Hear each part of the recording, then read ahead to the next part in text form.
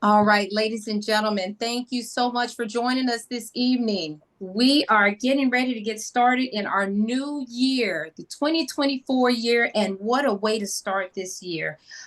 We have a phenomenal cast tonight. We have a phenomenal team of women that have done amazing things throughout their career, and they're still doing amazing things with the Army Women's Foundation.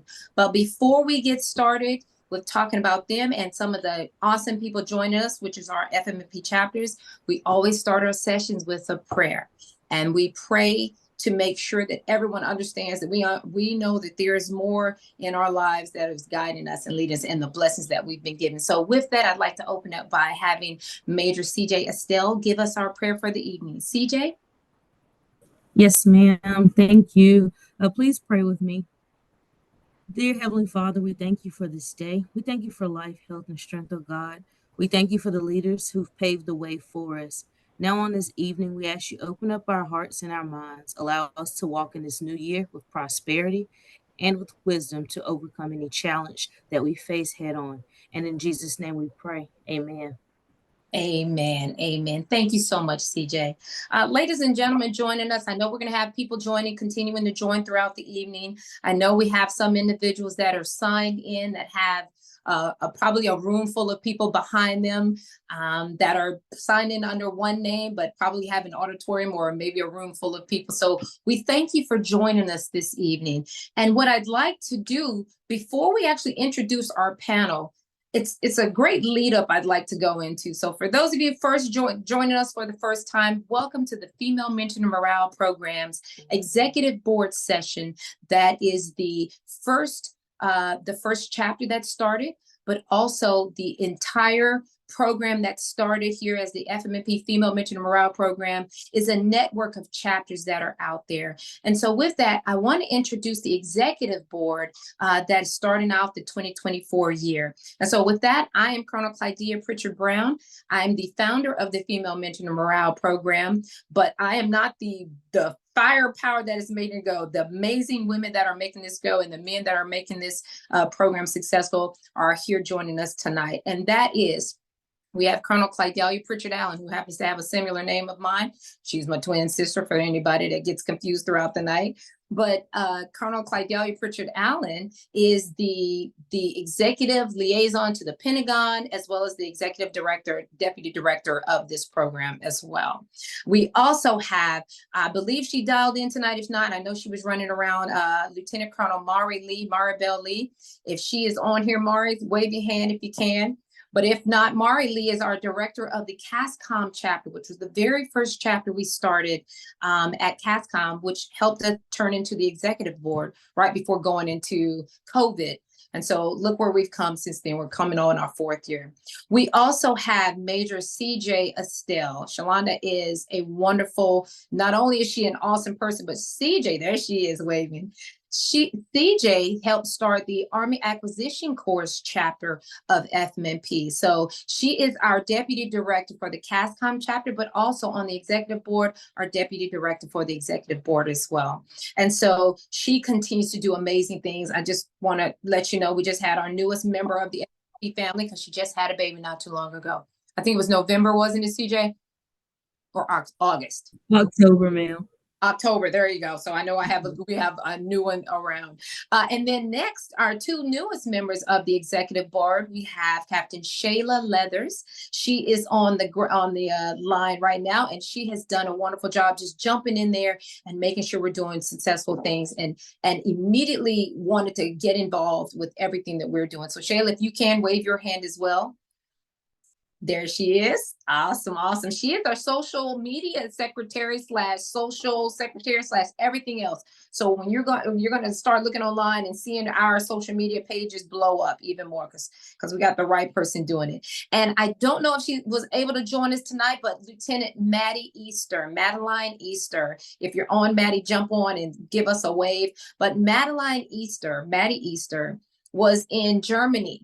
And Maddie not only started the chapter, she was the Sisters in Arms. They transitioned to FMNP. She went from a sustainment brigade level FMNP, and now the 21st TSC has an FMNP based on what she did to get it started. And I mean, this is an awesome, and the tenacity of this lieutenant going from the group that she had to now having the 21st TSC Command. So that's the executive board that we're sitting here with tonight. What we want to do now is talk about the chapters. Before we get into our panel members, we want to talk about the chapters that have joined us tonight. And I know some are still dialing in. But with that, I want to introduce probably one of the oldest chapter after our CASCOM chapter started, and probably one of our most successful chapters. She's our blueprint. I say she, but the chapters are our blueprint. The 1AD Fort Bliss chapter is our blueprint for how to be a successful FMMP chapter. And I want to introduce Jen White so she can just wave her hand at Fort Bliss. You see that awesome picture she has behind her? Wave your hand, Jen. There you go. Not only that, Jen just happened to send me an awesome coin that their chapter has, and I did receive it, Jen, so thank you so much. But they've done phenomenal things, and if you go on Facebook Live, Facebook, you will see the years of the chapter's successes. They get out there in their community, and the reason I want to highlight them and recognize them as one of the top chapter right now is because the blueprint that has been set for us is really based on the leadership of each chapter. Each chapter has to have that leadership, the personnel that are in there that have the tenacity, the courage, and the go-get-it attitude that are going to go out there and make this program successful for your community. And why is that important? Well, the theme of tonight is honoring women's service, honoring our Army women's service. And what better people to talk about the tenacity, the courage you have, the environment that you're in, what you create and what you make of it. And you make your points by standing your ground, having a voice, and not only, as we know, having a seat at the table, but if they don't give you a seat at the table, you bring your own folding chair. So we will make a seat at the table. And with that, I am now honored to introduce our panel. The Army Women's Foundation is based on the premise that they're going to explain to you, but it's based on all of the women that I just described and the men that are involved as well. But the women that have been here throughout the ages that have made our Army successful, the military and civilian women that are out there making our Army successful, making our workplace and our environment, an environment that breeds wanting to share and care, breeds wanting to give back to our community and helping others be successful. And so with that, I'm so honored to introduce, and I'm going to make sure I read these bios and not the whole bio, just the snapshots. But I want to refer you to, and that we're going to put it in the chat line. Make sure you go to our chat, the chat line. But you're going to be able to have the opportunity to see their bios, see who they are, and also learn more about the Army Women's Foundation by going to awf.org. Army Women's Foundation. Did I get it right, Ann? I want to always make sure I get it right. So I always pull it up. It's one of my main sites that I have in here. But awf.org is the Army Women's Foundation website that you can go on and learn more about what they do. Let me make sure I'm getting you the right one. And so the Women's Foundation not only has a program, it has its own foundation site where we're able. Somebody's coming in on the. Got a hot mic. We've got a hot mic out there. That's okay. And so with that, the first person I want to introduce is our president of the Army Women's Foundation, Brigadier General Ann MacDonald. Brigadier General Ann MacDonald is not only a powerhouse as the president of the Army Women's Foundation, but let me give you a little bit of her background. She graduated from West Point in 1980 in the first gender integrated class and served just short of 31 years of service in the Army. She led and built highly effective teams throughout her entire career. She's a senior Army aviator, okay? Aviation now. As senior Army aviator, qualified as a UH-60 Black Hawk pilot, a paratrooper, and is an air assault qualified individual. Now look at this beautiful, nice, looks like she's just as calm, and believe me, she can get out there and roll with the best of them. She can put a weapon back in her hand, and she flies UH-60s. I don't know when the last time you flew one, ma'am, but the point is you have the ability and aerosol all the way. And so understanding that, Anne retired from active duty in 2011 with multiple awards and distinctions.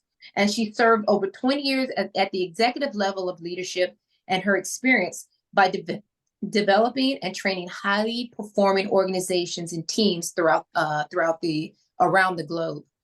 She's the president of our Army Women's Foundation, headquartered at Fort Gregg Adams. If you all haven't been there, you have to go. We have an Army Women's Museum there, the first and the only of kind in the States.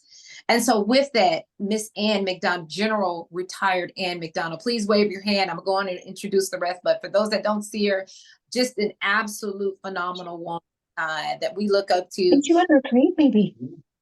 All right, we got somebody else. Maybe she went downstairs to Linnea. Somebody went downstairs. All right, we can check our mics when we sign in. We'll make sure we continue on with the program. So the next person I want to introduce is Command Sergeant Major Retired Cynthia A. Pritchett. And it's so funny to hear Pritchett and Pritchard. Oh, we love to, she's part of our family. That's what we're going to call her. So Command Sergeant Major Pritchett served as the Combined Forces Command Afghanistan Command Sergeant Major beginning in May of 2004. She relinquished her duties in April of 2006. And I bring that up because that is a huge accomplishment back at that time. Just imagine what was going on in Afghanistan and understanding that the roles that we had to play at that time, she was able to be the leader that was making sure others had that key leadership that she needed to provide to them to make sure we had a successful mission. But throughout her time, she has numerous duty assignments, awards, and decorations, and a phenomenal career that wherever she goes, people are asking her to speak. So we're so honored to have her here speaking with us tonight. And she is, of course, a part of the Army Women's Foundation. She continues to give back by volunteering to serve as the first vice president of the board of directors of the Army Women's Foundation. She's a member of the Parks Military and Public Service Advisory Council, and she's a member of the Veteran Women Igniting the Spirit of Entrepreneurship, or VWISE, Advisory Council. And she also serves at the St. Stephen Catholic School Advisory Board. She's a former member of the J.P. Morgan Chase Military and Veterans Affairs Advisory Council. So when they retire, they have too much energy to just not do anything else. So not only does Brigadier General MacDonald continue to serve, well, so does Command Sergeant Major Pritchett. And along with her, we have Command Sergeant Major Retired Donna Brock, who happens to be the treasurer of the Army Women's Foundation. Command Sergeant Major Brock served more than 35 years in the U.S. Army, all of it in Army medicine. And that, understanding that in Army medicine, she was a combat medic. She rose to the top of her career field in positions and rank. She served as the Command Sergeant Major of the U.S. Army Medical Command and also the Senior Enlisted Advisor to the Army Surgeon General. Now, at the time of her retirement in 2015, she was the longest serving enlisted woman still on active duty in the Army. What an accomplishment. Man, Sergeant Major, you are not only a continued rock star, but you motivate all of us to just continue to look for our Sergeant Major so we can just say, we won't be like you all when we grow up. Thank you. And so Command Sergeant Major works with the True Growth Academy as an executive coach and facilitator at the pre-command course at Fort Leavenworth, Kansas. And she lives in Silver Springs, Maryland. Now, the next person that I'm going to introduce, all of them are all near and dear to my heart, but I'm just going to tell you about this next person, Jayne Carson, Colonel Retired Jayne Carson. She has a wonderful career, but let me tell you why I think she's so awesome, because she used to be my brigade commander way back when little old Captain Pritchett Brown was in Korea. And not only was she a phenomenal leader when we walked around and saw her as our brigade commander, she was the only one at the time, and understanding, facing the number of challenges of being probably the only woman in the room whenever she walked around with other commanders, but having so many leaders in Korea at the time we were in that theater or in that area to lead so many troops. And because we didn't have that many to look up to, I was able to see my brigade commander guiding us, leading us, and caring for us. So Jayne Carson was not only a phenomenal leader, many awards and decorations, but now she continues to serve on the Army Women's Foundation because all that she did in the military, she continues to give back in the civilian community. And so absolutely one of our phenomenal people that we look up to. But again, she's near and dear to my heart because I don't think I could be here without her having taught me and shown me what right looks like as a colonel, as an officer, and as a phenomenal woman. So thank you so much, ma'am, for being here. And it's always so good to, hopefully I'm making you proud and just say those things. So with that, ladies and gentlemen, I wanted to take some of that time, and we're going to have some dialogue throughout this evening, but they have a great briefing that they're going to provide to us, and they're going to explain to you what the Army Women's Foundation is. And just so you know, everyone on this line tonight is able to join the Army Women's Foundation, get your name put in history as well. And part of your story is what makes the journey for the next future generation coming behind us. What do we leave as our legacy for them? Well, the Army Women's Foundation, the women that are on here, and we do have a man that's on the board as well, so they'll talk about him also. But what they do is they provide that beacon of light that helps us understand that what we do is not going to be forgotten. So they have a great presentation for us tonight to show us what they've done, what they continue to do in the community. And so what we ask you to do is feel free to take some time this evening as you're listening to each of them speak. Put some questions and some comments in the chat room. And while you're doing this, for those that have joined us as chapters this evening, I see Team Redstone on here, which is one of our largest. Matter of fact, it's the largest right now. Team Redstone, that is at Redstone Arsenal. I saw Danita Daniels and a number of you all. Thank you for joining us. Hopefully Miss Wicker has gotten on tonight. I can't see everybody, but if she is on, she's just leading a phenomenal program out there at Redstone Arsenal. And so anyone else that's on here, please put your chapters in the chat room so we can recognize you throughout the night. And at the end of the evening, we are going to make sure we have an opportunity to just call out all of the new and older chapters that exist. Oh, I got confirmation Ms. Wicker is on. So ma'am, I'm so excited to hear you also because I know you're going to dialogue with everyone. So with that, I am going to close my mouth and open it up to these wonderful women that are going to give you a great presentation on the Army Women's Foundation. And with that, General MacDonald, please take it away. Thank you so much. Wow. There is so much energy. I love it, love it, love it. So many great words. Words matter. And I have to say, I was scribbling them as fast as you were saying them because words matter. And, you know, when you talk about mentoring, that's the basis of it. What you say and what others say to you. But anyway, so tonight we're going to focus on the Army Women's Foundation. And I wish that I could see you all in person because the one question I want to ask is, how many of you have ever heard of the Army Women's Foundation? And probably not many. And that is a tribute to the fact that we need to do a better job of getting our name out there and who we are and what we do, but also so that it's not confused with other great women's organizations that are there, i.e. the Military Women's Memorial at Arlington National Cemetery. Fabulous organization that represents all of the services. We are just one, the Army. And so the Army Women's Foundation is there to highlight and to honor and to recognize women. So we're very excited to have this opportunity to talk about our foundation. And tonight, we really want to just have a conversation. Yes, we have a slide deck to kind of guide our thoughts, but we would like to make this conversational. And if you have a question as we're discussing something, please ask it. We'd like to address it as it goes. And if you want to save them to the end, that's fine too. Okay, so we talked about the Army Women's Foundation. We're based out of Fort Gregg Adams. But what is our mission? Next slide, please. It's basically to promote public interest in the United States Army. Yes, promote public interest in the United States Army by recognizing and honoring the service of Army women, past and present, and to inspire the future. Honor, recognize, honor, and to inspire. And we do that with 3 watchwords. Our tagline is to honor, empower, and connect. And we'll talk about those as we go forward. So now I want to tell you a little bit about the organization, because it's kind of fun how we started. Next slide, please. And it's not unlike how the Female Mentoring Morale Program started. There was a need.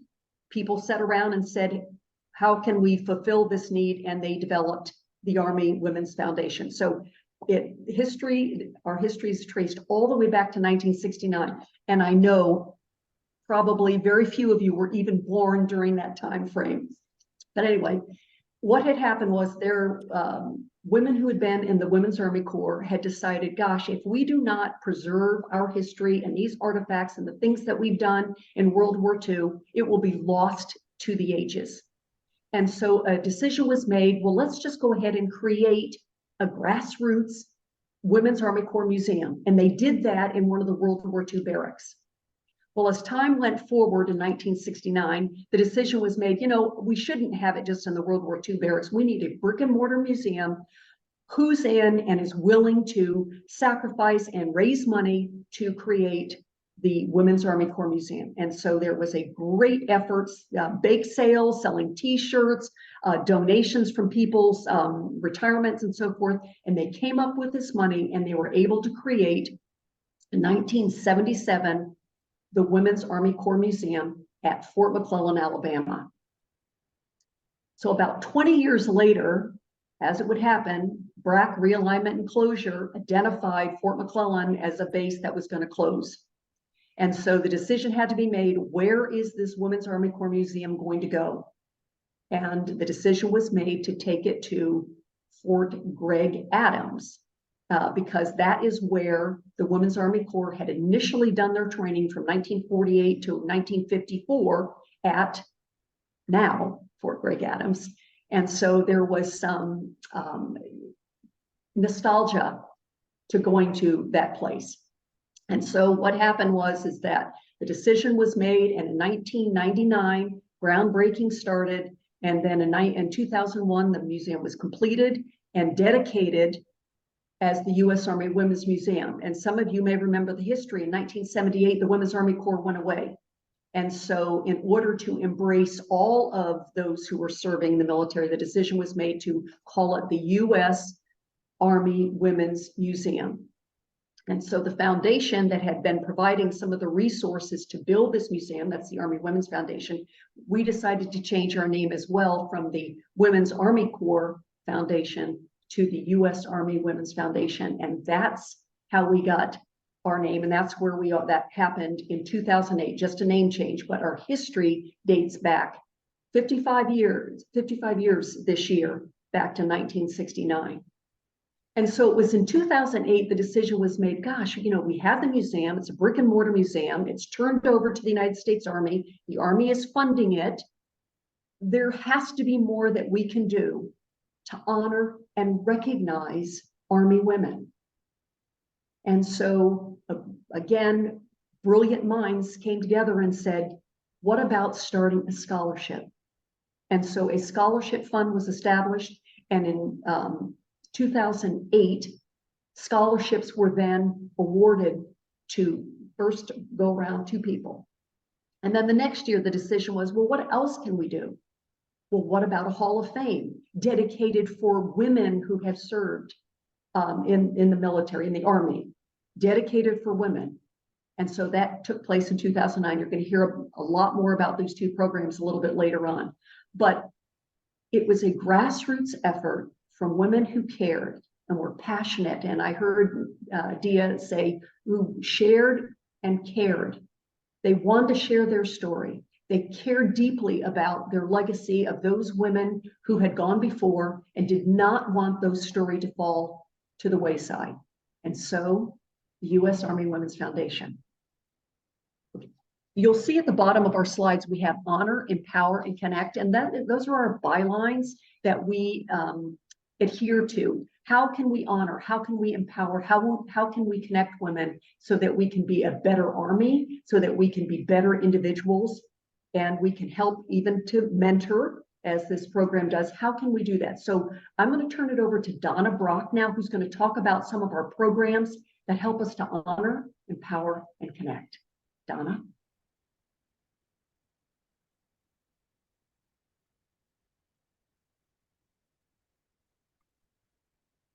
Like she might. I think froze. she's frozen. Can you hear me? We can hear you. Yes. You're not moving, but we can hear you. Okay. I think you see you coming in. There you go. Okay. Okay, let me get my screen back up. Sorry. Okay. I think Anne is frozen. Am I frozen? You're moving Hello? slowly. There's a lag. Hello? Just a small. Can you hear me? Can you hear us? Yeah, I can hear you. I can hear you. If you can't hear me, just say something, because I mean, I can only see Anne right now. I'm looking at the screen. So, hi everybody. I am Donna, Command Sergeant Major retired, Rock. I'm really happy to be here.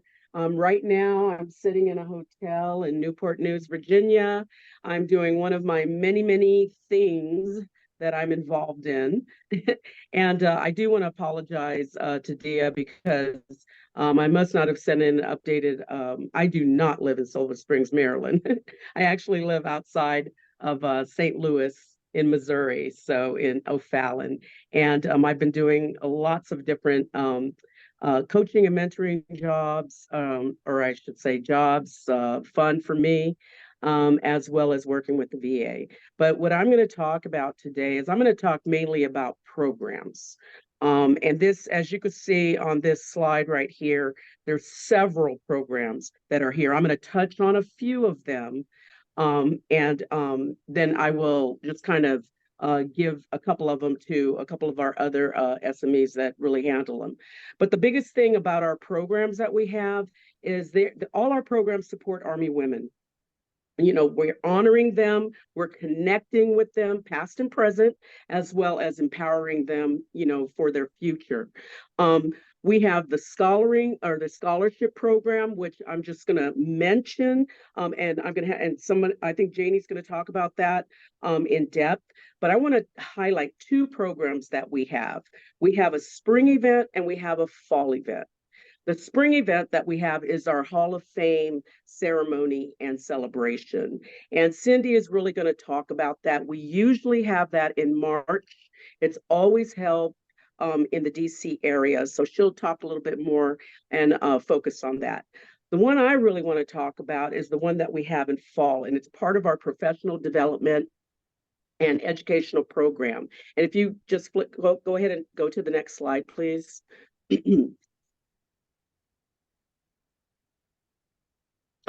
So we have a leadership symposium, and it's usually held every year at AUSA.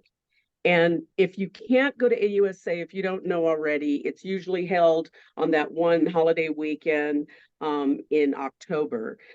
Our forums, we always have them on Facebook Live. So if you can't get to AUSA out in the DC area in person, I would suggest to you that you watch our symposium on Facebook Live. I couldn't make it last year, and I watched it on Facebook Live. Beautiful program. I can hear perfectly and got so much out of it. So let me tell you about it. Every year we have a new theme, and it's always surrounded and talks about Army women and focuses on some aspect of it. And we always have great guest speakers. We always have dynamic panels. I have facilitated a couple of the panels, and I tell you what, you know, we have superstars across our Army, whether they're in uniform or out of uniform. I've had, whether they're senior NCOs, there are top generals, whether they're, you know, our flag officers, our officers, enlisted personnel. We've just had such a diverse, really inspiring group of women that have sat on these panels. And I think most of them, if you go to our website, you will see that we have something posted each year about who was presenting in those panels.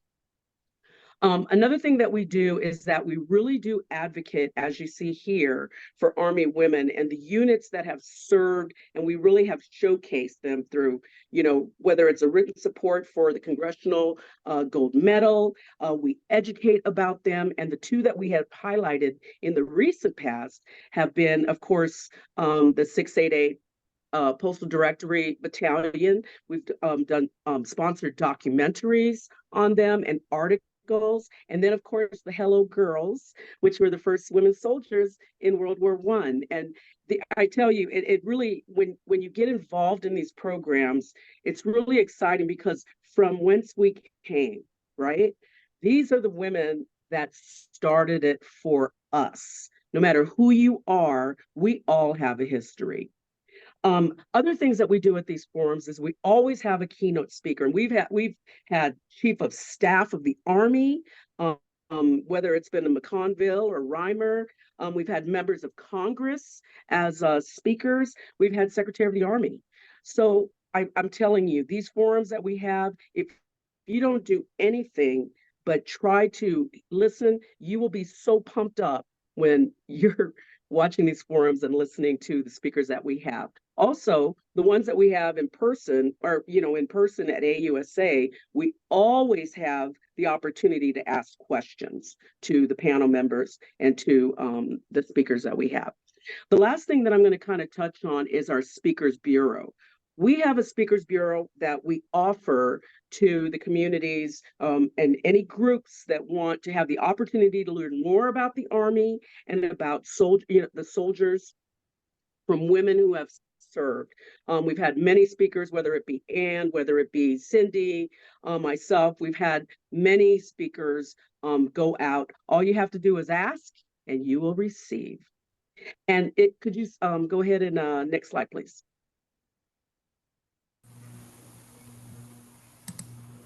And so I'm going to go ahead and I'm going to finish my part and kind of transition into the Hall of Fame. Our phenomenal Cindy Pritchett, she is the champion for our Hall of Fame. Cindy, I'll turn it over to you. Thanks, Donna. Good evening, everyone. It's a pleasure to be here with you tonight. It's kind of hard act to follow Donna Brock, but I'll do my best to try. So the Army Women's Foundation's Hall of Fame recognition was established not until 2009. And it was designed to recognize the accomplishments of phenomenal Army women and to include some of our sister services. Its primary purpose is Army women, but for example, we've also inducted Brigadier General Wilma Bott from the Army, who's the one that was the driving force behind the Women's Memorial, because we felt that she deserves such a recognition even in our Hall of Fame. The criteria and the eligibility is posted on our website, but some of the key things for eligibility is, just extraordinary contributions to Army and armed service women, demonstrating a commitment to honoring the service and sacrifices and the advancement and welfare of Army women. And all the Hall of Fame nominees have to start going forward, have to have been retired from service or out of service at least 2 years before they can be considered for induction. You can see on the screen some of our past honorees, General Dunwoody. We honor groups of women. We've honored the Silver Star recipients, the First Rangers. We've honored the 6888. We've honored the first class of women at West Point. So it's just not an individual. It can also be a group of individuals, the first women of the Vietnam War. So it's just a number of different women that have accomplished so many things in their lives, in service and post-service. So it's a combination of both. And some are recognized more for what they've done after service than what they've done in service. So it's about continuing to promote Army women, not only while they're serving, but after they serve. And then the other award we have is our Champions Award.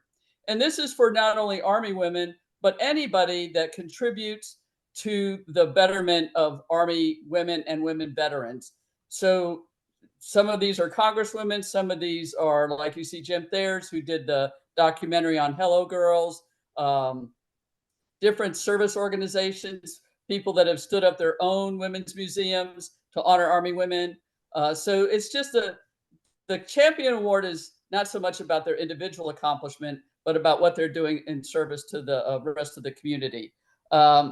You know, we do our Hall of Fame is inducted every March in conjunction with Women's History Month.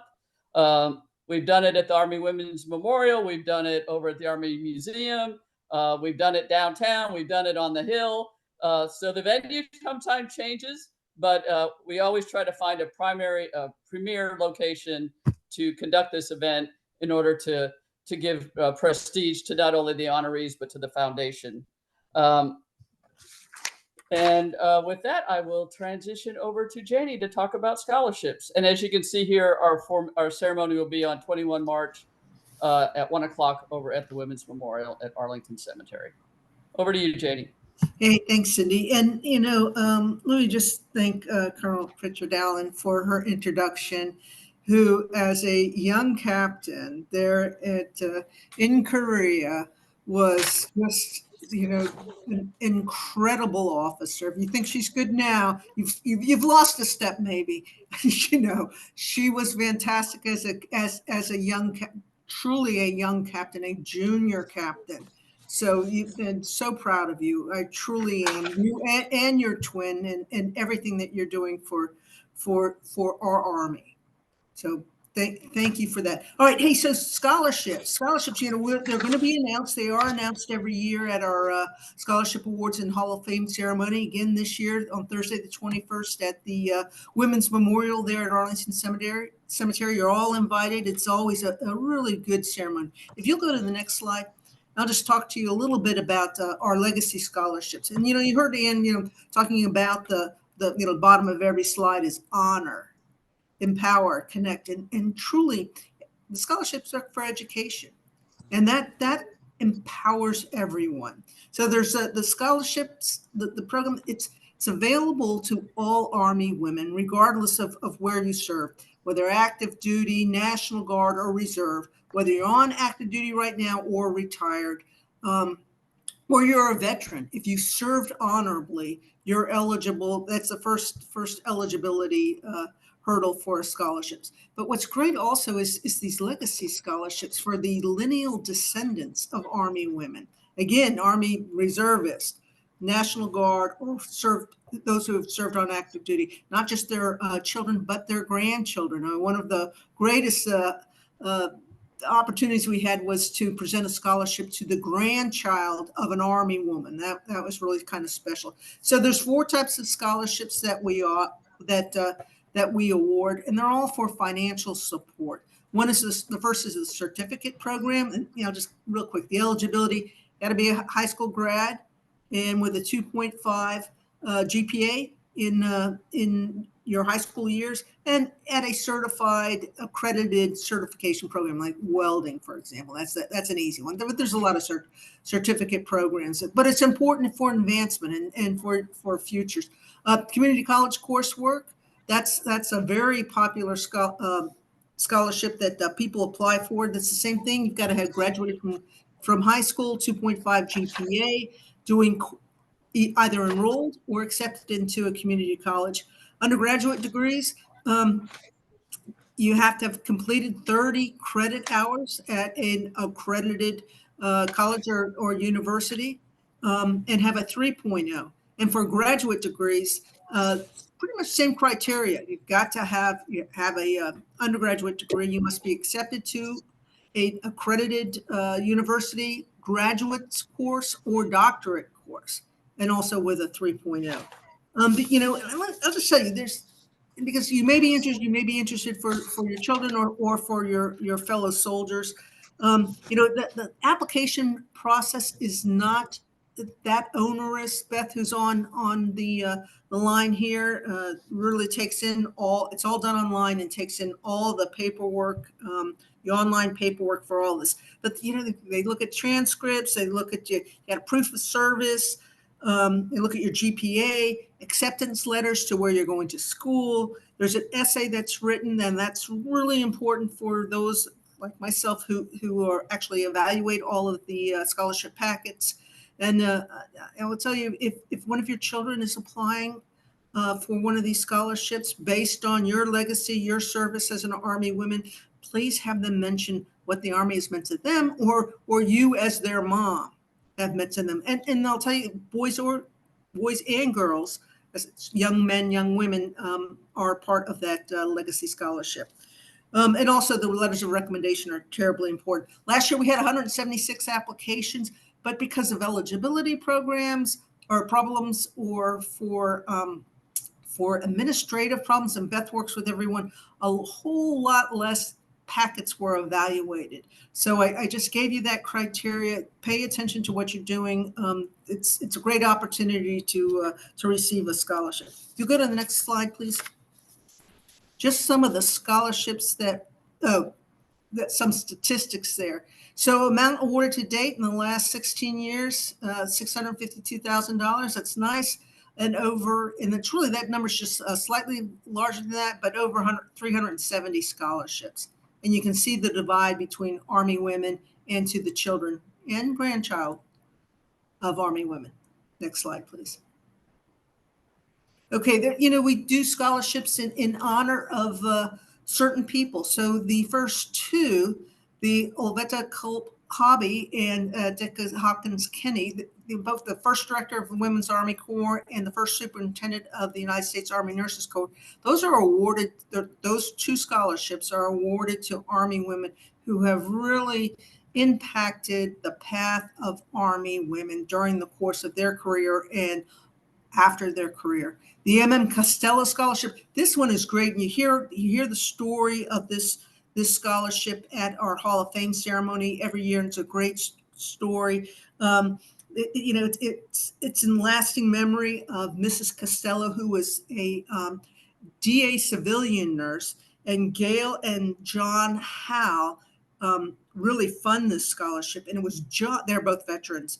John, as a second lieutenant, young nurse at Brooks Army Hospital, was mentored by Miss Costello, and he was so impacted by her mentorship. And he claims that she taught me how to care for patients. So it's a great story, and that scholarship is awarded in her memory. And then you've heard about the 6888, and I'll show you one quick slide on that. Go to the next slide, please. So just legacy scholarships and their impact on the community and our Army women. This is one of the recipients, last year's recipient of the Olivet Culp Hobby Scholarship. This is Sergeant Taylor. She has a great story to tell. We're so proud of her. Next slide, please.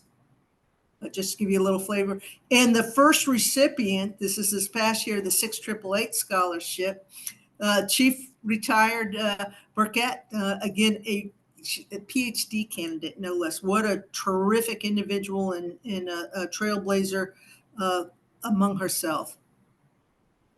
Next slide. And we have one more for scholarships. Oh yeah, one less. So this year's scholarship, the window has just closed, and we're getting ready to evaluate the packets. But one window that has not closed is the Trident University International Scholarship Program, and this is terrific. The window opens on the 8th of April, and there are 6 full ride scholarships that are available to women. So that is a terrific opportunity. So I encourage any of you that are interested in that, or to absolutely, all the information is on our website. Don't miss that date of when that scholarship window opens on the 8th.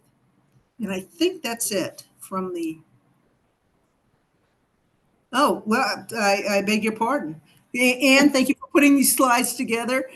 So an example of the 2 that received the scholarships last year, and I'll give you a second just to look at that, at those names.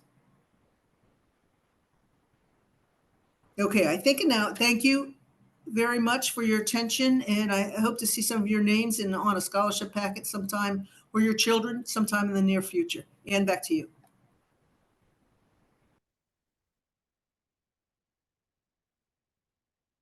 And we've got you on mute, I believe. Uh-oh. Oh, you're still on mute. Delia, are you able to unmute her, or do you see? There you go. Okay, I think there we go. First off, terrific job. You know, if you can't sense the energy from, you know, our board members who are so passionate about what they do, our programs, and the benefit that they provide as we honor, empower. And then the last portion is connect. And I do want to go back a little bit to the scholarships. You know, that we were asked questions, you know, well, why would Army women need a scholarship? They have the GI Bill, question mark. Well, sometimes family members make decisions to give those GI Bills to a son or a daughter, and then later that service member who's gotten out of the military decides she wants to go back to school. And it's a perfect opportunity for her to get some resources to fulfill that goal. And the other thing with the Trident University International, what a phenomenal scholarship. Now, I think that this is the Female Mentoring Morale Program. So we're going to ask all of you to, part of your mentoring is to let others know about this program. There are 6 full ride scholarships given every year to those who apply and are eligible. It is an online university. It's perfect for those who are serving and want to be able to continue their education, but are still in the military. So please consider that. We've got our website. Later, we will have a point of contact. If you have any questions or, you know, you want to ask them and the question answered, please, because there are so many great resources that we have available. And it's just a matter of how do we get the word out? And that's what we need you for. So the third is connection.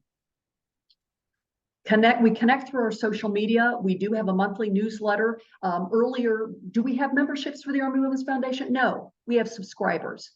So if you want to receive information about the foundation, you'll need to subscribe.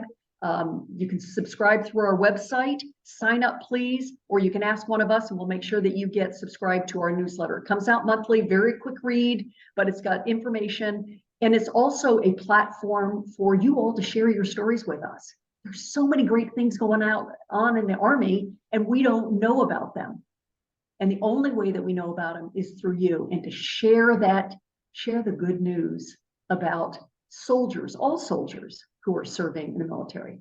We also have a Facebook, Instagram, we're on LinkedIn, and of course, there's our website if you want to connect with us. Another piece that I want to share with you, and it's coming real soon, is that we have a great partnership with Reads Across America Radio. And they have offered us an opportunity to collaborate with them. And we are going to be hosting, or they're going to be hosting us on a weekly radio show. Our very first interviewee is the fabulous, wonderful Command Sergeant Major Cindy Pritchett. She will be on the 2nd of February at 9:15 Eastern Time. And that is Reads Across America Radio is part of the iHeart Radio. So I am told all you have to do is Google that, and then you can listen to her story and what she's done and how she continues to give back to our great Army. And so that is how we connect. And you've heard today, honor, empower, connect. And we are passionate about doing this. And we know that when we had heard about the Female Mentoring Morale Program, we said, wow, that is something that we can help. We are a platform that we can help get the word out. And every month we make sure that we put that information about when this program is taking place, who's going to be featured, how to get the link on our social media. So we believe in the Female Mentoring Morale Program. We need to partner with you. We need to collaborate with you because we are all in this together. We're all in this together. Okay, next slide. And I think it's actually, and there we are, shoulder to shoulder with our Female Mentoring Morale Program. And so if there's an opportunity for questions, unless I want to do just a reattack, anything that we have missed, board members? Well, Anne, Yeah, oh, I'm sorry. Go ahead. Go ahead. Yeah, this is Cindy. I just wanted to tell you that you folks out there, you can nominate folks to the Hall of Fame or to the Champions Award. I kind of posted in the chat when the window will open. So we will induct the class of 24 in March. And then shortly thereafter in April, we will open the window from 15 April to about 15 July for people to submit their nominations online. The link will be on our website. We'll announce it also through all our different social media. But there's a nomination form. You can nominate folks that you think are deserving. Then our board will evaluate all those, and the entire board votes and decides who will get recognized and inducted into the Hall of Fame. So I just wanted to put it out there that it's not us just in a bubble trying to figure out who to put in the Hall of Fame. We count on folks out in the community to recommend folks for induction into the Hall of Fame. Nice. Thank you, Cindy. Donna? I'm gonna ask, it was gonna be my first I- question. Oh, can you hear me? Oh, I think somebody joined in. So it was going to be my question, but I already know the answer, but I want everybody else to know the answer. So when people hear about foundation or Hall of Fame, they think the older generation of women would be the ones nominated. But I understand and I know that there are younger generations that are nominated, people that have done things. You go on the website, if you go on the Army Women's Foundation website, you'll see some of the latest stories about young soldiers who have accomplished amazing things. I believe we had the first female completed sniper school. She was an E5. I could have it wrong, but I have to just go on the website. But can you all share with them some of the age ranges that you have had women recognized in the Army Women's Foundation? Cindy, do you want to take So that? for the Hall of Fame, we've actually had a staff sergeant recognized in the Hall of Fame. We've had a sergeant first class actually in the Hall of Fame. And for the Champions Award, we've had quite a few young soldiers who have made, so for like a Champions Award, it's like making changes to Army policy or advocating for women through veterans organizations. So we've recognized Army women who have had policy changes adopted to 670-1 with regard to hairstyles for women, just as an example. So it's just not about the general officers and the senior colonels and the command sergeants majors, but it's really about and the senior chief warrant officers. We've also recognized individuals that have contributed but have passed, and their service wasn't recognized because things like this didn't exist to recognize what they had accomplished. So the Hall of Fame and the Champion Awards spans the gambit of ages and the range of women and individuals that can be identified. Over. And Go ahead, Ann. thank you. And I want to add to that while the Hall of Fame recognition obviously is very prestigious, so is having an article about you in a newsletter and to share that good news story, because there's somebody out there who's reading that story and saying, I didn't know I could do that, or I want to be just like him or her. And I'll tell you, there's a little boy and a little girl who are looking at that and saying, that's going to motivate me to do this, to join the Army or to be better. And I'll tell you, those stories are invaluable. We look back at 6888. I'll probably submit to you 10 years ago. Had anybody even heard of the 6888? I don't think so. I went to a military school that studied history. We never heard about them. Why? The Army Women's Foundation did, because we inducted him in 2016 to the Hall of Fame. That's correct. That's correct. So those stories, whether they're in the Hall of Fame or whether they're on the newsletter or they're on our website, they are important stories and they need to be told, and they're your stories.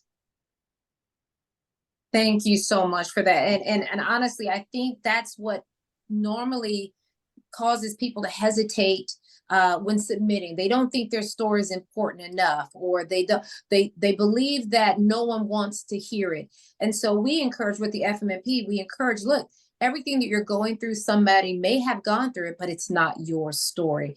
Tell your story. That's your legacy, because it can help someone. It can encourage and motivate someone. All of your stories, that every time I look at the Army Women's Foundation website, I go back through your bios, I'll tell people about it.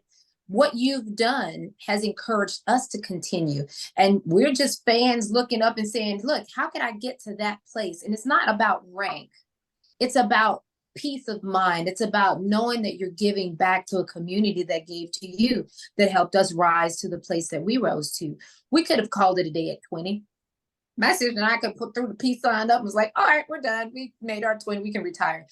But we're still doing this because we enjoy the fruits of our labor, which is another young woman that's walking around saying, I can do this again. And with the Army Women's Foundation, we have found not only do you have a cheerleading squad that is out there making things happen, but for those of you that have never met these women before or heard of the Army Women's Foundation, you have a group of powerhouses right here that are not only already accepting you as their big sister, you know, they're your big sisters, they're our big sisters, I'll just say that. But they've accepted the challenge of making sure you understand how valuable you are. The things that we do for the FMNP and the partnership that we have with the Army Women's Foundation just fits so well together, because it's about how do we get our generations to understand their value to their community, their organizations. And so with that, understanding that we have the opportunity to ask them questions, please. We're going to open up the floor right now. Raise your hand in the chat room. For those of you that don't know how to do it, please open your up on there and you'll see reactions where it'll say, raise your hand. Please raise your hand so we can recognize you and you can ask questions. And that way we'll be able to have this dialogue throughout the night and understand that after you leave this evening, you now have a whole new crew of women that are out there ready to make you successful. So logging onto the Army Women's Foundation will be one of those ways you stay connected with them, and all of their social media sites as well. So I will turn it over to CJ and Shayla. Do you have any questions that are in the chat room or that anyone's hands that are raised that you'd like to recognize? Or do you have a question yourself? Ma'am, I did see that you had answered the question already. It was coming from Michelle regarding just getting more information about the program itself. And so Michelle asked, how do we get women who are in their first 1 to 10 years of Army service, uniform or civilian, to get involved in these programs? I'm going to answer that question, because that is an absolute challenge for us. What would cause them to look at Facebook? What would cause them to want to look at Instagram? You. And that is why this partnership, and Dia just mentioned it beautifully, this is why this partnership with the Female Mentoring Morale Program, where you're there at Fort Bliss, you are on the ground, you are in the service, you are actively mentoring, you are telling someone, hey, have you heard about this? Would you be interested in reading or learning more? That's how we have to get the word out. And, you know, each day we get better and better and better, but we really need your help where the rubber meets the road. And if I can add to that, one of the most important things people don't realize is that we go to an organization, or we're born in the world alone. We go to an organization alone. There's nothing worse than feeling alone. When you come into an FMNP chapter and you connect with the Army Women's Foundation or the FMNP chapter, you're not alone. You have someone you can turn to. You have the ability to lean on someone, share, vent, use them as a sounding board. And that is where you create the relationship, the rapport, and the friendship that allows you to continue to stay motivated and continue on in your career. Because sometimes we lose so much talent out of the military because we don't think people are understanding what we're going through. And not only that, they don't know who they can talk to if they're going through something that is a challenge. And so we reach out to the women of the Army Women's Foundation to help them realize that there are women out there that need their work, need their help, need to see that there's a foundation for us as women. And I'll ask the next question. And so the question is, with the Army Women's Foundation, and you made the comment early on, Ann, about being just like the FMNP when we started. How challenging was it to manage, to create, to lead a foundation that is named after women? How many male counterparts did you come against that thought that there was no need for it, or why are you making a big deal about this? Why can't it just be a foundation? Because that's what the FMNP got. Why do you need a female mentor and morale program? Why isn't it just mentoring? And I will tell you, I know I'm not the first that's ever met that challenge. Any foundation or any organization that has a certain gender in it, the other gender is going to challenge it. So can you share with us some of the challenges you all have faced with the Women's Foundation, Army Women's Foundation? And then I'll let anyone else respond. That is such a great question. So I'm going to say that, you know, when I started off in the military, I wanted just to be a soldier. I didn't want to be a woman soldier. I wanted to be a soldier who happens to be a woman. And it was the most important thing is that I was a soldier first. But as I have matured, I realized that in anybody, all of us need nurturing. We need friendships, we need relationships, we need mentors as we move forward, because in life, in the Army, we cannot do this alone. And if you think you can do it alone, you need to reevaluate that. And if I thought and remember going back several years, there were many days when I felt I'm the only woman in the room. I'm the only one.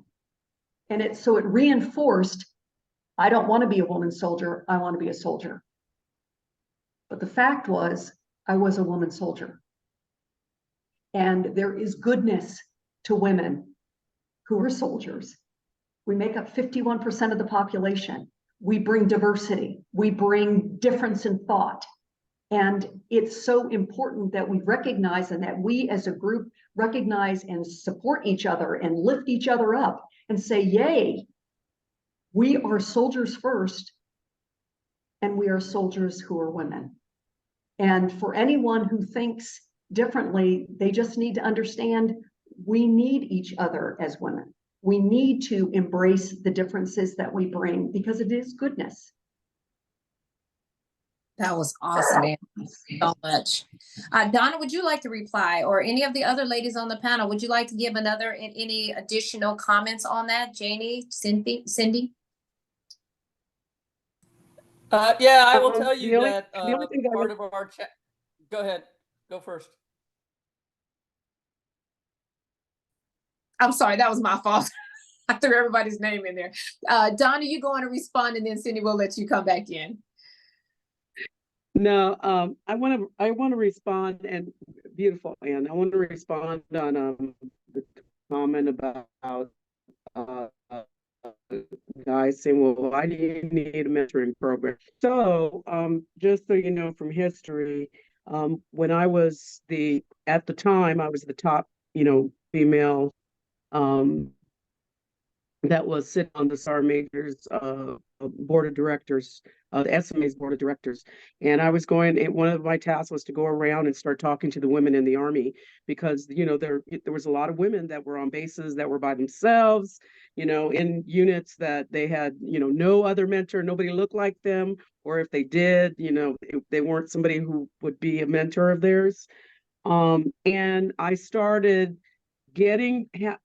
collecting all the women on the base post wherever I was, and we would have a session, and it was an open session for all the women.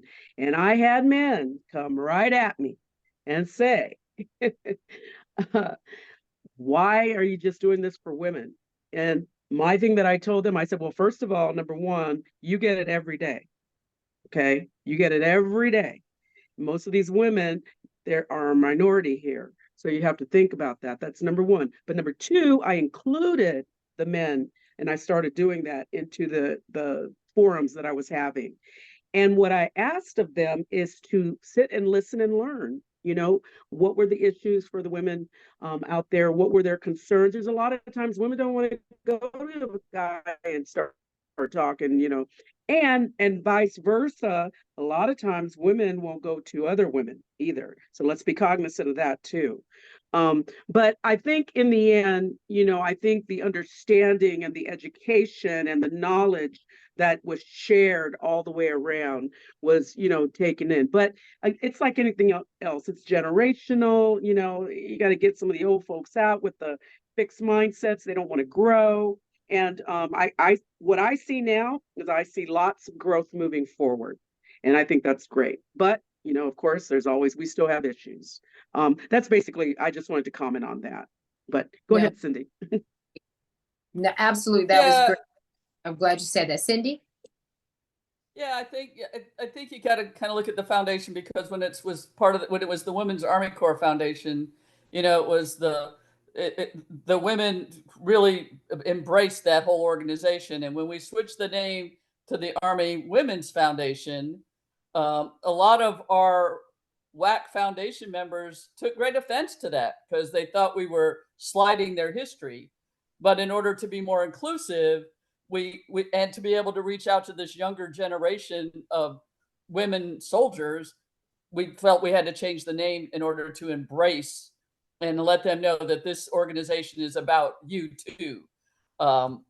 So I mean, so that's been part of the dynamic. And then I think Ann said it again, as we started reaching out to them, this younger generation has come up and said, well, I just want to be known as a soldier. You know, I'm like, well, if you don't tell your story, nobody's going to tell your story. If you don't have a group of people that you can confide in and look up to and see what is possible, if you don't see something but somebody that represents you, you don't think you can attain that. So, you know, it's trying to get them to understand it's not about just being a woman. It's about telling your story, preserving your legacy, sharing the accomplishments. And that's not to slight our male counterparts. Their history has been recorded and documented throughout the years.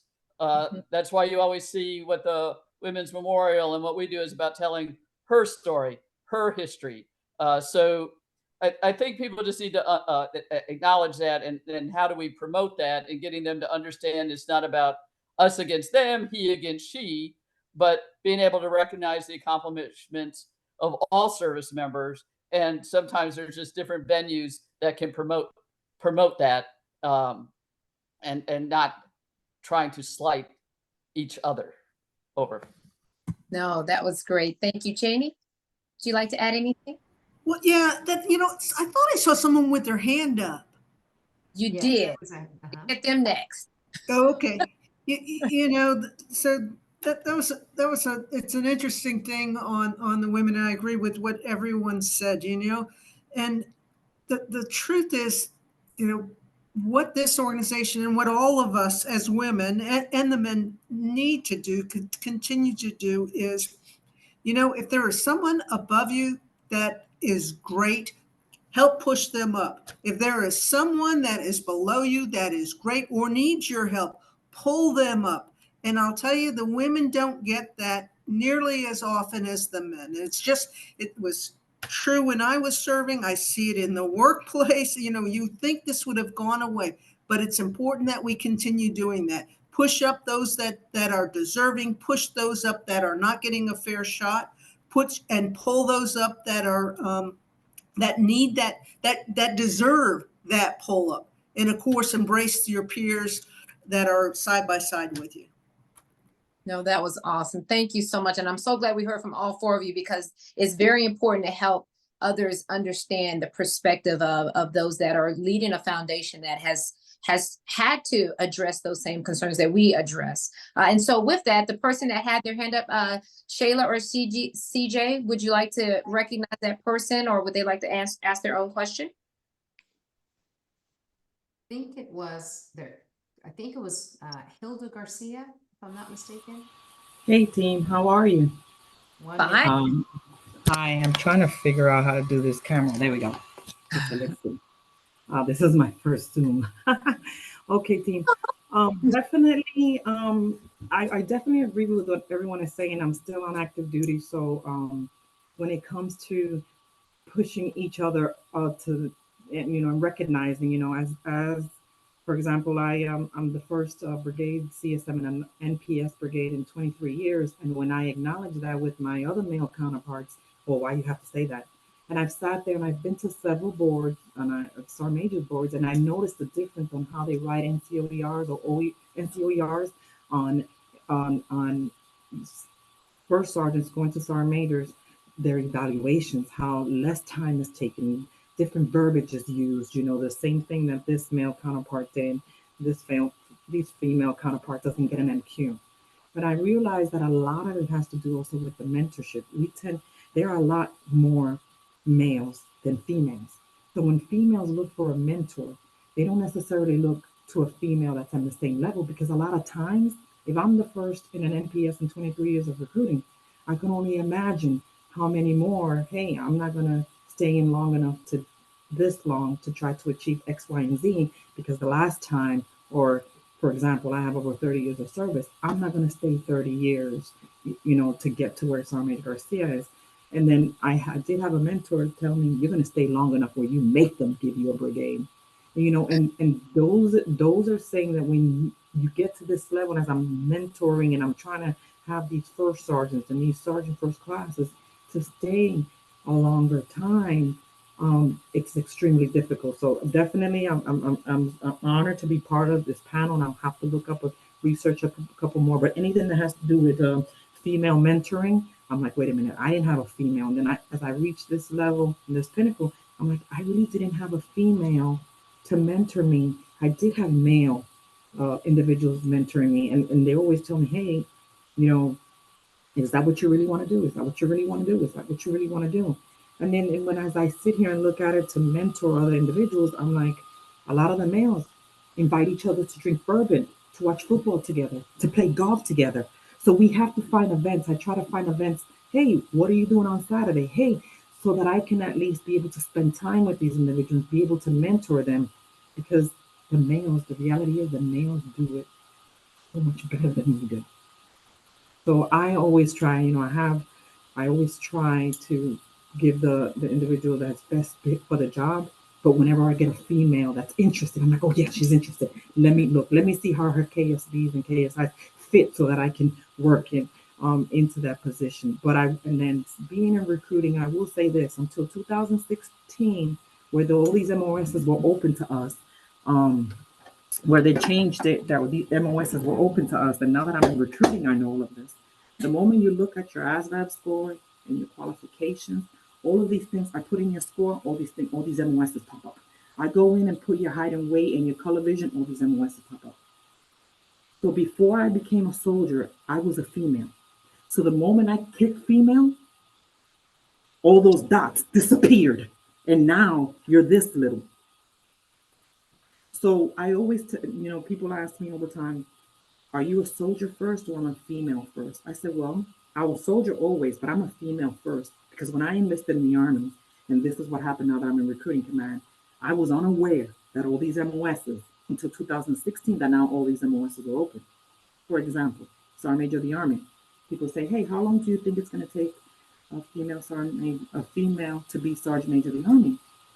And then back then, Sergeant Major Grinstein used to say, well, how long do you think it took me? I said, about 20 years. And about 20 years. I said, wrong. Because around this time, there should be a sergeant or staff sergeant in these MOSs, because you put these criterias in it that those MOSs were unavailable to us. So you did not allow us the opportunity to apply to be SMA, Sergeant Major of the Army, because you locked those MOSs and we were unable to go into those MOSs until 2016. So from 2016 to now, there should be a staff sergeant to a sergeant first class. If they're not, I want to say pigeonhole, because I have spoken to many lieutenants who have these MOSs, and I asked them, hey, you haven't met these criteria. And he goes, well, they gave it to the ones that hunted together, and they gave it to the ones that did this together. So I am extremely honored, and I'm going to continue to push and do a little bit more research. So while the time I do have left, I'm able to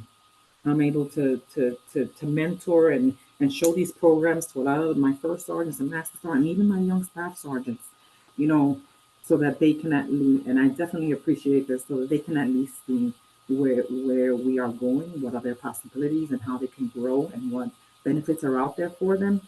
But I'm saddened that I have reached this pinnacle and I finally see some great to the program. Thank you.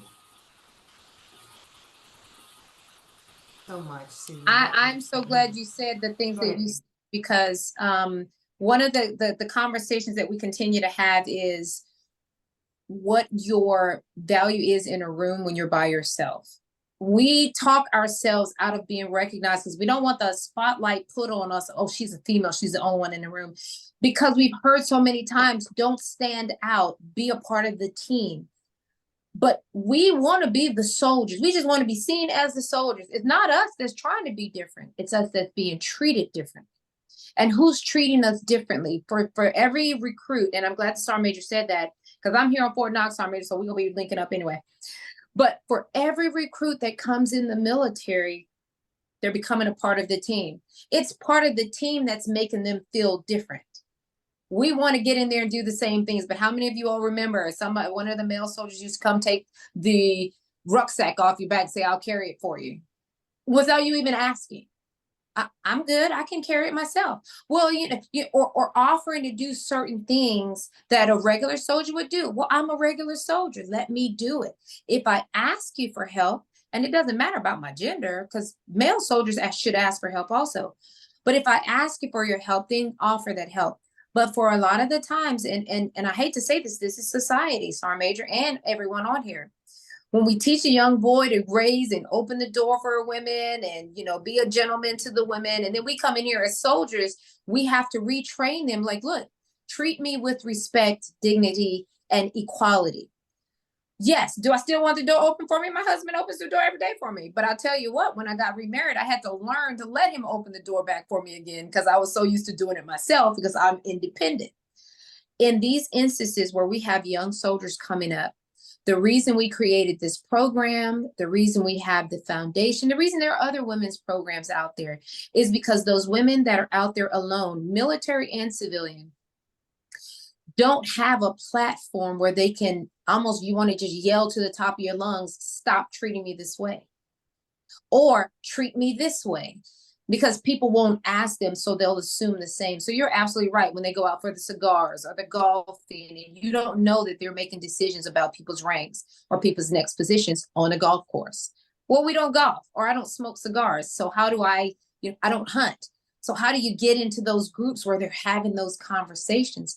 Sometimes as leaders, we need those juniors to tell us that's happening because we then have to break down that behavior.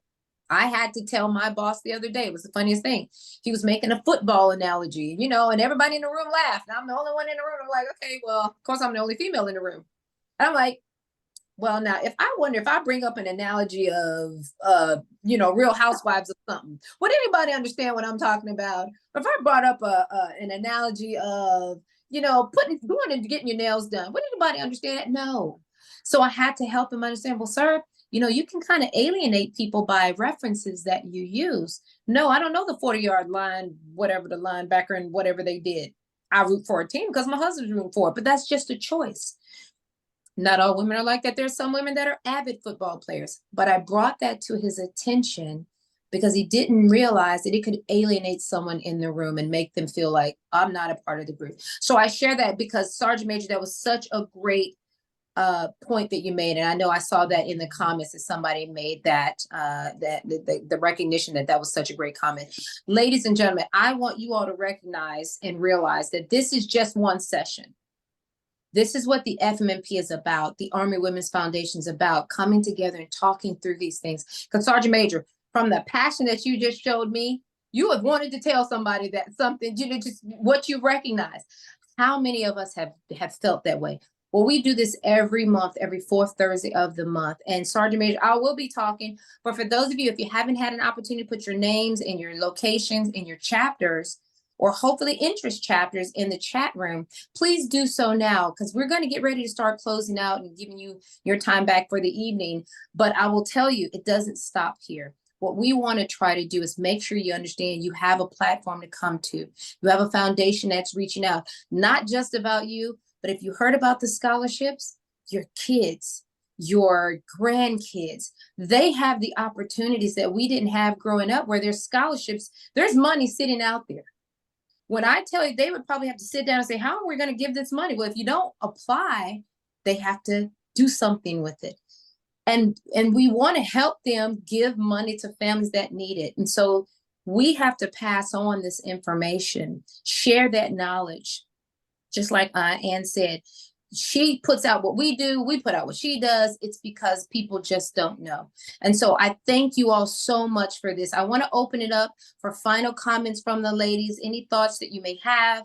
And thank you all for putting your comments in here. Yulikia Hill, I know who that is. But thank you all for bringing your comments out tonight. I wish we had all the time in the world, but we do. We have next month.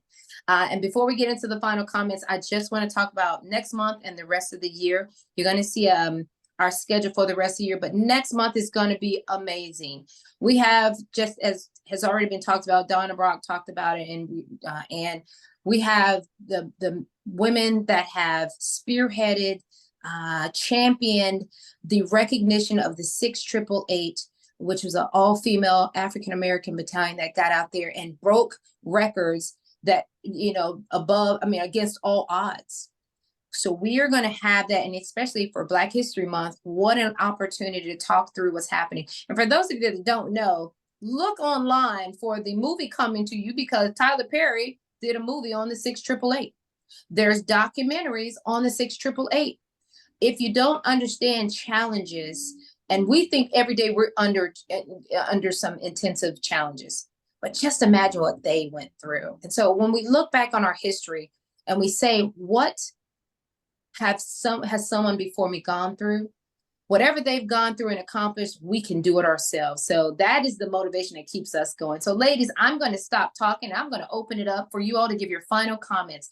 And I would like to start with Miss Donna Brock, Miss Cindy Pritchett, Miss Jayne Carson, and then I would like to end with Miss General Ann MacDonald. Ladies, if you would mind, please give us some of your final thoughts. I intend to attend these meetings every month, and I always seem to get side blasted by something else. In fact, in a few minutes, I'm going to another meeting. But just as a note to everyone, hey, be yourself. I was listening to Sarah Major Garcia, and just freaking awesome. Be yourself. Don't let anyone change you. You have so much help around you. It's been there, done that, got the t-shirt. Someone's done it. You don't have to reinvent the wheel, but you have so much support around you. Doesn't matter if it's female, male, mama, daddy, your commander, your sergeant major, your platoon sergeant, whatever. So many people around to help. And just make sure that you stay connected. This group here is this is empowerment at its best. That's for sure. But keep coming, bring one with you, reach one, bring one, whatever you want to call it. And this group, before I know it, I'll see 200 as the number on here sometime soon. Anyway, have a great day, everyone, and week, and we'll see you soon. Thank you so much, Donna. And I will just get to Cindy. Let me just say this. I will tell you, we've been up in the 200s, but because we started chapters, those chapters are building their platform. So I'm excited when I say that, because we had, as you all check the chat room tonight, you'll see some of those chapters on it. So Donna, you are so right now. I appreciate all that you've done. Thank you so much. Cindy? Thanks, ma'am. Again, I ditto what Donna said. And, even though us that are out there in the retired community, we're people you can reach out to, for mentorship and helping you out. There are abundance of people that want to help you. Sergeant Major, you can reach out to me anytime. I used to be a recruiter many, many, many moons ago, probably before you ever came in the Army. But I'm happy to discuss that with you. I've been on the FMMP Zoom calls as often as I can. And I'm so proud of this organization and the Army for the fact that you ladies were able to get the Army to actually adopt it as a program. My 36 plus years of service, we talked about mentorship, and we talked around mentorship, and we tried to start things. It was informal, but it was never formalized where the Army decided to embrace it. So, and again, the Army Women's Foundation is trying to help promote what you are doing and continue that mentorship. So thank you for all your leadership and for what your team with FMMP does. And I know all of us at the Army Women's Foundation are just so proud to be a partner with you. And thank you for having me and the foundation on tonight. Thank you. Thank you so much. That was awesome. I'm hugging you right now. Jayne Carson, my shiro. I'm hugging all of you. It's hard to follow Cindy. Yeah, you know, I was saying many of the same things, that you can reach out to any of us at any time. And I'll just say, I'm working up this. This is a fake background. That's an office, the log cap executive office. In fact, for any of you soldiers who've been deployed, I'm in a hotel room on travel. But if you need to know or have questions about life after Army, there is life after Army, and there's lots of things that are available to you, to include scholarships that you can apply for that can prepare you for that next step. So, hey, thanks for giving us the opportunity to talk with all of you, and please know we're proud of every single one of you. Thanks, particularly you. Thank you so much, Jayne. You're so awesome.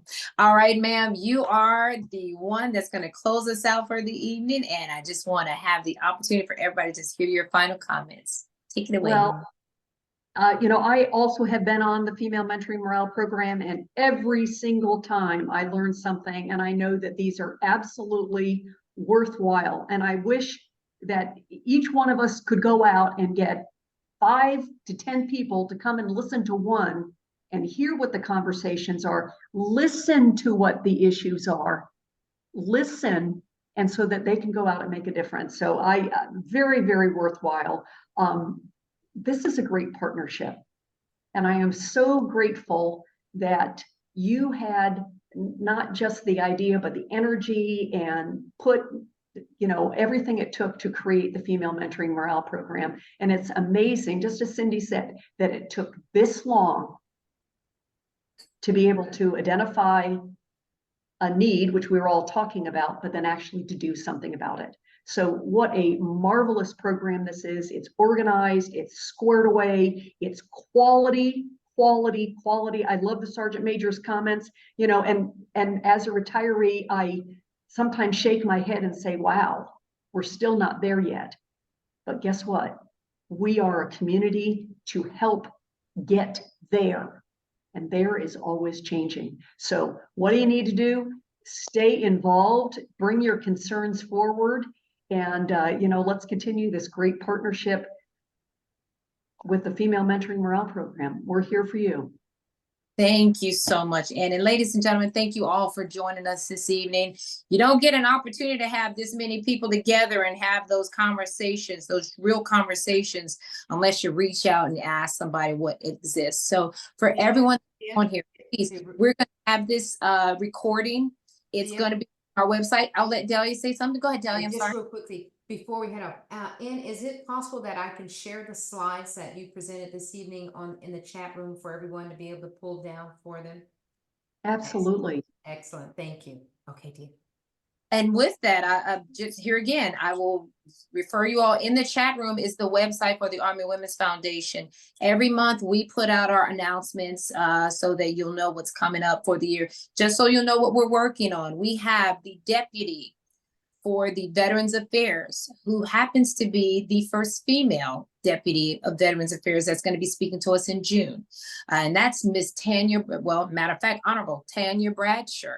She'll be on talking about Veterans Affairs. But not only that, she's a sister of mine, as in sorority sister. We've been together for years.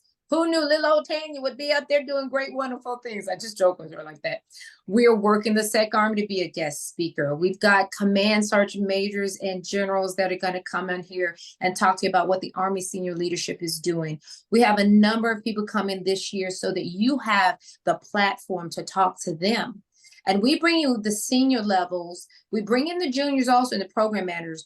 But I want to recognize that the chapters that are out there, JBLM, I saw Zori Drew, Jen White, and the Fort Bliss, Texas, 1AD, the other Team Redstone that's on here, Army Acquisition Corps, the number of people that are on here, take it out. Help others understand building your own chapters will help the people in your community. Because all we can do is so much, but it's the people that are in your area that need your help, your support, and your encouragement and motivation to continue what they do on a daily basis. And that's in and out of uniform.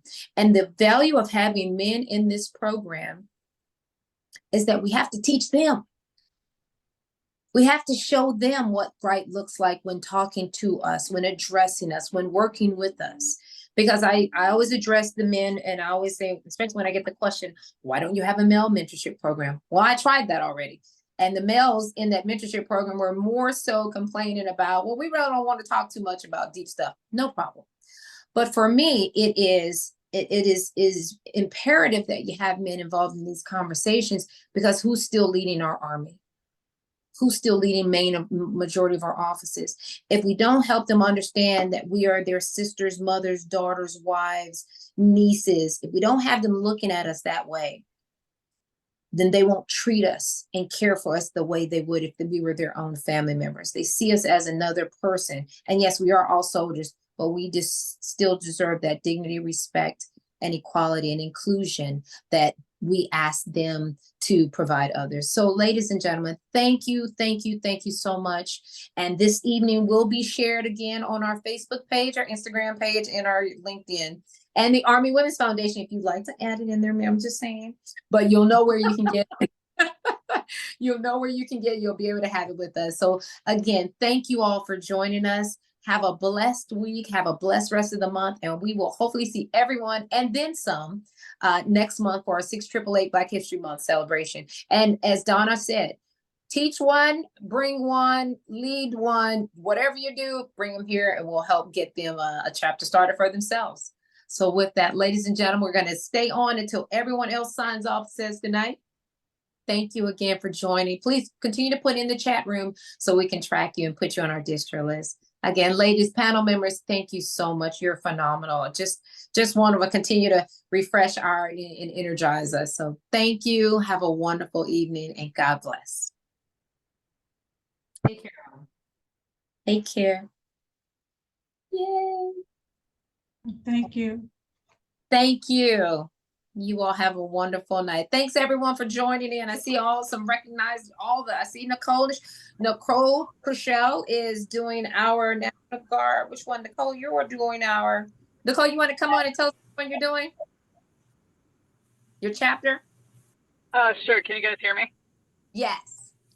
Okay. Sorry, I'm driving, so it might come in a little finicky, but my name's Captain Nicole Crushell, and I'm working with Colonel Ulikia Hill and Sergeant First Class Amanda Tidmore to get a Fort Huachuca chapter of FMMP started here. And we've had such a great amount of people who want to be involved, who have ideas on how we can outreach to the community. And, you know, with all the help of you guys, and it's been amazing to see the amount of support that's been pouring in since the start of us, you know, having the idea, which started over a couple of us doing little luncheon, and it was just a platform for everybody to discuss, not even realizing that there was a larger organization that we could be part of. And so we're just super excited to get the ball rolling, and, you know, thanks again for everybody for your help in getting us where we are today. And we'll keep everybody in the loop so you can see kind of the progress of our chapter as it comes.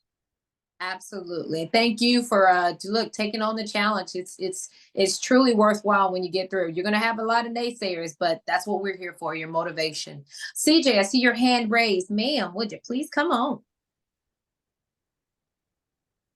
Uh-oh, CJ. So I'm just trying to confirm. So there is a Robert Collins, ma'am, in the participants. I just want to make sure if that is Lieutenant General Robert Collins. That's not him? No. Mr. Robert Collins, okay. We're going to talk offline because Mr. Robert Collins has volunteered to be one of our civilian advisors who's former military, but Okay. So he joined in so he can listen in and see what it's all about. Is absolutely on board with working with us as well. So I'm excited to have him on the line. I happen to know him anyway when I was a little old major in the recruiting battalion, but just a phenomenal leader himself, outstanding. So we're excited to start working with him as well. But thank you for bringing up his name. Okay. Yes, ma'am. Thank you. Anybody else? Delia, you have any final comments? No, I just wanted to confirm that I did put the PowerPoint and PDF presentations in the chat room, and then we have this recorded. So we'll have this on our Facebook site and our LinkedIn site for those who are interested in going back to review it. And just to keep it on for points from our Army Women's Foundation. Ladies, thank you so much. It was absolutely amazing, as we figured it would be, as the expectation was just overwhelming. So thank you so much. Are there any Hey, other, Ms. yeah, Captain? Colonel B, Oh, the I'm having a hard, I'm too technical. It's been a long day. I can't figure out how to raise my hand in here. Well, So- it's your show. Go ahead. Hey, so for the lady from Fort Huachuca, I failed to capture her name. If somebody could connect me with her, I'm going to be out there in April. If they'd like me as a speaker after the duty day. So, Ms. Coviello, you have to tell her who you are. I don't think Okay, so I'm one of the Army civilian senior executives, Defense Intelligence senior level civilian executive. I'm the Army Material Command Special Advisor for Intelligence and Security. Former Army Intel NCO, former Army Intel officer, and been around for a hot minute. And I will just add in there, awesome. I was with Ms. Coviello over at AMC. And when I say a room stops and listens to her, you know, you remember E.F. Hutton? When someone starts talking, people listen. Ms. Coviello opens her mouth, people stop and say, wait a minute, she's about to say something. Because whatever she's going to be powerful and people need to listen. And so we do. So thank you so much, Ms. Coviello. It is just wonderful to have. And I'm just thinking, you know, I mentioned in the chat earlier, first female infantry division commanding general, General Michelle Schmidt. Yeah. She would be awesome. I can't imagine how lonely she feels right now, because you know that there are people going, I should have been in that spot. Well, you just wrote it down. We're going to put her in there. We're going to get on. And we will have a female Sergeant Major of the Army. We will have a female Chief of Staff of the Army. Lieutenant General Laura Potter is now the DAS. And you know, she upset some apple. They're like, who's that? How did she get there? I'm like, if you knew her like I knew her, you'd understand that. She's very competent. Coincidentally, she's going to be one of our speakers on here also. Delia's already lined it up. We've had a great opportunity to sit down with her when we first started this program, and she was one of our biggest supporters. So she'll be one of our speakers as well. You're going to see the calendar out there with her name and a few others on there, powerhouses. So I was actually just with her yesterday, so. Yeah. Well, ladies and gentlemen, I'm not going to hold you because I can sit here all night long, but I want you to go enjoy your evening. And oh, by the way, Miss Ann MacDonald, are you at home? I am, and I want you to know that it is 4:30 in the morning. That's how much I love you. What? She isn't. I mean, I've been trying to get out to her for the last 2 years, and something happens in America. Israel happened. We couldn't go this year. Last year, something else happened that prevented me from going over there to Dubai and Abu Dhabi. But she lives in Abu Dhabi. So, ma'am, thank you so much for staying up and changing your whole psyche of staying up this late at night. You look like it. You are wide awake, and we all appreciate all. I was going to say, I'll tell you, I will do anything for you. Oh, thank you. You and Delia. Like Delia. So much. I'll have to admit that I was wondering whether General MacDonald was in Abu Dhabi as well. Ma'am, it's good to see you again. You may recall that I worked for your husband a long time ago in a galaxy far away. And I'll just let you know, I really appreciated this opportunity and wanted to let you know that both versions of the download happened great. I have them on my system, no problem. Awesome. Thank you. Thank you so much. Absolutely. Good to see your name. And you. All right, I'm going to go ahead and sign off. Thank you. Thank you. Thank you. Yes, ma'am. Enjoy. And thank you so much. You're wonderful. You're always wonderful. We'll send you a note. Both of you. We will do that. I'm planning it. Gonna get over there. Take care, Cindy. All right. Thank you guys. And hey, just so everybody knows, we've actually had a female interview for Sergeant Major of the Army. Really? Twice. Really? Cindy Pritchett. We got to make Cindy Pritchett. I did interview for Sergeant Major of the Army. Wow. I went before the board twice. Yes. Wow. They just weren't ready.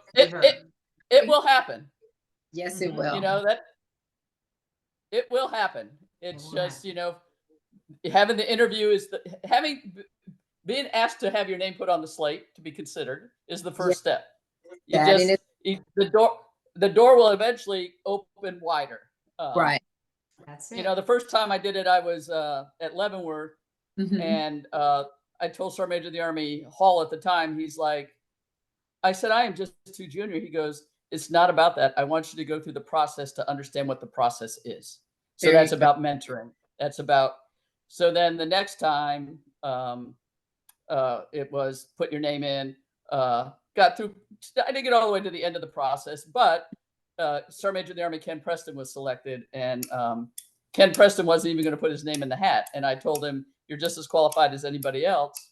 Absolutely. And he came back to me after he got selected. He goes, you know, if you had had your time in Afghanistan, because he had just come out of JTF 7, he said, if you had had your time as the Sergeant Major in Afghanistan, you might have been the Sergeant Major of the Army. So it just goes about where the Army was at a specific time, but it will happen. It will Absolutely. happen. Awesome. So it's not that it hasn't. I just want people to understand that while sometimes it's not visible to everybody, things are happening behind the scenes. Right. That is awesome. That it motivates. And we need to make sure people see that video and understand that we had somebody that was right here that was considered for Sergeant Major of the Army. Thank you so much. All right, we're going to force you all to get off and go get some rest. Ma'am, get some rest. Thank you so much. We're going to wish you all a great and wonderful weekend, and we're going to end this session. We're going to end the recording, and thank you all again. Have a wonderful, wonderful weekend. Take care. There we go.